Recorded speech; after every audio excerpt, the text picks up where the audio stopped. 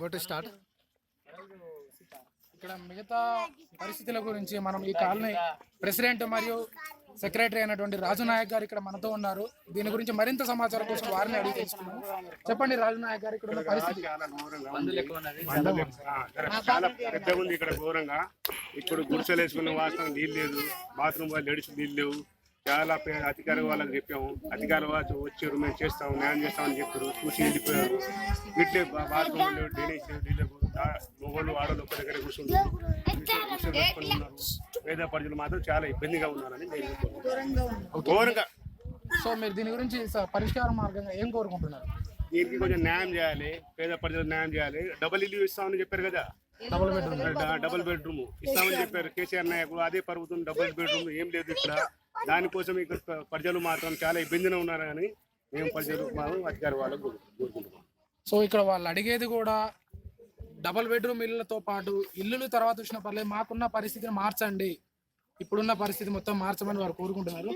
మనతో పాటు ఇంకా హైదరాబాద్ జిల్లా సమాఖ్య గిరిజన సంఘం అధ్యక్షుడు హరినాయక్ గారు, గిరిజన సమాఖ్య అధ్యక్షుడు హరినాయక్ గారు మనతో ఉన్నారు. హరినాయక్ గారిని మిగతా విషయాలు అడిగి తెలుసుకుందాము. చెప్పండి సార్. సార్, ఇది 2000 సంవత్సరంలో గుడిసెలు ఇప్పించినాం ఇక్కడ అందరికి. పేద వాళ్ళని తీసి హైదరాబాద్లో ఉన్న వాళ్ళందరినీ తీసుకొచ్చి బడుగు పేదవాళ్ళైన వర్గాలను తీసుకొచ్చి గుడిసెలు ఇప్పించినాం. అప్పటి నుంచి ఇప్పటి వరకు ఏ రకంగా వేసుకొని ఉన్నారు ఆ రకంగానే ఉన్నారు. డ్రైనేజీ ఎక్కడ దొడ్డిపోయిన కాడ లేడీస్ జెంట్స్ ఒక్క దగ్గరనే కలిసి కూర్చుంటున్నారు. వాళ్ళకు బాత్రూమ్ సౌకర్యం లేదు, మంచి నీళ్ళ సౌకర్యం లేదు, కరెంటు సౌకర్యం లేదు. కరెంటు కూడా ఈ రకంగానే ఉంది. బాత్రూమ్లు చూసే మరీ ఘోరంగా ఉంటుంది. మంచినీళ్ళు తాగాలంటే కూడా ఇప్పుడు చూశారు, డ్రైనేజ్ నీళ్లు మంచి నీళ్లు రెండు కలిసిపోతుంటే ఆ పక్కనే ఉన్న గలీజ్ నీళ్ళు ఉడబోసుకొని తాగే పరిస్థితి వస్తుంది. జనాలు రోగాలు వస్తున్నాయి. రోగాలు వచ్చి జనాలు విపరీతంగా హాస్పిటల్ పాలవుతున్నారు. వాళ్ళకు కనీసంగా వాళ్ళకు సౌకర్యం కల్పించే పరిస్థితి లేదు.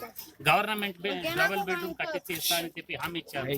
ఇప్పుడు దాకా ఎలాంటి ఈ బీద వాళ్ళకు డబుల్ బెడ్రూమ్ కట్టించింది ఎక్కడ జాబితాలు లేదు.